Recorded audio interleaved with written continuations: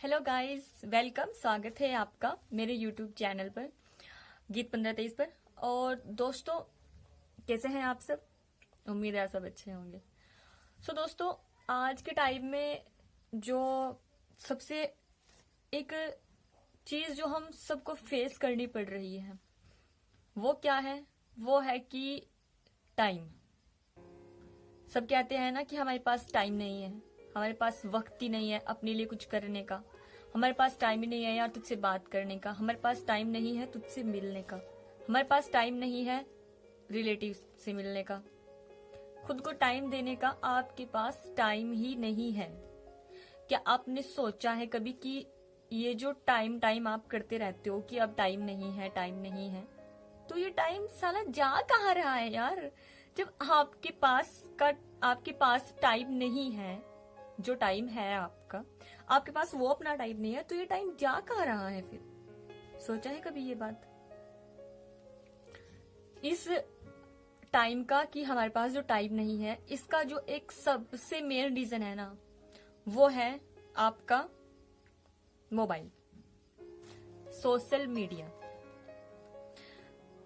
मैं ये नहीं कहती कि आप सोशल मीडिया इस्तेमाल क्यों कर रहे हो, क्यों यूज कर रहे हो, यूज करो, लेकिन इंटरनेट की दुनिया पर मोबाइल में हमें बहुत सारी ऐसी चीजें मिलती हैं जिनसे कि हम बहुत कुछ सीख सकते हैं। ऐसी भी है कि जो आपके किसी काम की नहीं है, लेकिन फिर भी आप बेवजह उस फोन में ऐसे ऐसे ऐसे ऐसे करते रहोगे। किसी का कॉल नहीं आ रहा, कोई आपको मैसेज नहीं कर रहा है, किसी से आपकी बात भी नहीं हो रही है, फिर भी बैठे हैं फ्री, चल रहा है काम। तो ये क्या हो रहा है? टाइम वेस्ट हो रहा है ना आपका। और फिर आप कहते हो कि हमारे पास तो टाइम ही नहीं है। स्टडी करने बैठ जाओ, आपको 2 मिनट में नींद आ जाएगी। लेकिन अगर आपको फोन चलाने के लिए बोल दिया जाए ना, तो आप वो फोन चलाते चलाते ना 11 बजा दोगे, रात के 12 बजा दोगे। तो अब आप बताइए कि वो टाइम आप कहाँ पहुंचा रहे हो? एनालाइज कीजिए इस चीज को कि क्या आपके पास अपने लिए, खुद के लिए टाइम है? क्या कभी खुद के बारे में आपने 10 मिनट आराम से, शांति से, आंखें बंद करके, एकांत में आपने सोचा है कभी अपने बारे में कि मैं क्या कर रहा हूं, सही या गलत? मम्मी पापा के पास बैठने का टाइम नहीं है आपके पास, अपनी पढ़ाई को समय देने का टाइम नहीं है आपके पास। और अगर ये टाइम अब नहीं है ना आपके पास, तो ये फिर कभी भी नहीं होगा। जब आपकी उम्र और ज्यादा हो जाएगी, शादी हो जाएगी, बच्चे हो जाएंगे, फिर आप उनसे क्या कहोगे? टाइम ही नहीं था हमारे पास। तो अगर हम कुछ करते, फिर आप अपने बच्चों को ये सलाह मशवरा दोगे कि बच्चों तुम्हारे पास यही टाइम है, कुछ कर लो, हमें तो टाइम नहीं मिला कुछ करने का। तो जो टाइम है आपके पास, इसको जरा ढंग से यूज करो, सही से इस्तेमाल करो। जितना टाइम आप मोबाइल में ऐसे ऐसे लगाने में लगाते हो ना, उतना टाइम, उतना भी नहीं मैं कह रही आपको, उसमें से ओनली 5% का टाइम आप खुद को दो। खुद के बारे में सोचो कि आप कर क्या रहे हो आखिर जिंदगी में, और आपको करना क्या है, और कैसे वो हो सकता है। आप जो करना चाहते हो उसमें जो आपको दिक्कतें आ रही हैं, जो प्रॉब्लम्स आ रही हैं, आखिर हम उनका सॉर्ट आउट कैसे कर सकते हैं? किसी भी चीज को समय देने से ही आप उसको प्राप्त कर सकते हो।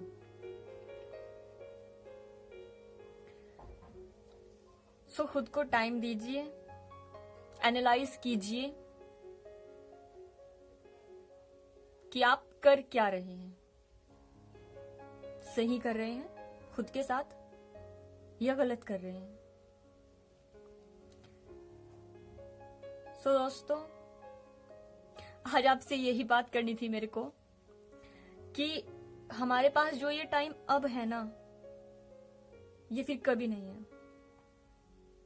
या तो आप इस समय को अपने अकॉर्डिंग चला लो, या फिर आप समय के अकॉर्डिंग चल जाओ।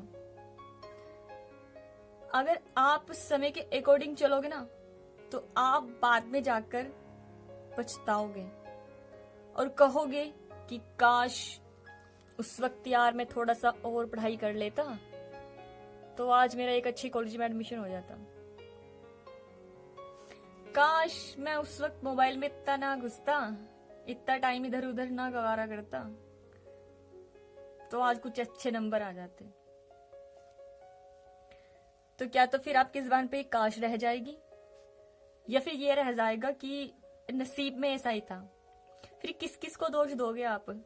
नसीब को, टाइम को, खुद को? किस किस को आप दोष दोगे? फिर इसको दोषी ठहराओगे, उसको दोषी ठहराओगे, लेकिन आप खुद को दोषी नहीं ठहराओगे। तो खुद को दोषी ठहराना सीखो कि आपने जो भी किया है ना वो आप ही की करनी का फल है।